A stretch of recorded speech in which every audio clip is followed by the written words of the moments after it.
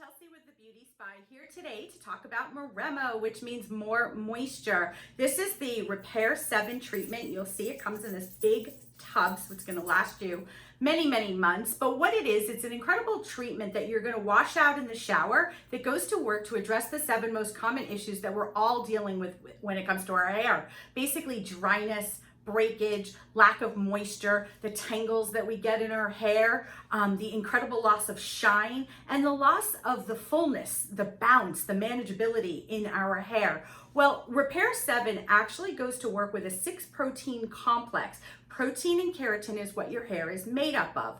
Now, it also combines with the perfect balance of moisture. So you're getting all the protein, but you're also getting all the hydration that healthy hair needs to look fuller, more manageable, and hydrated.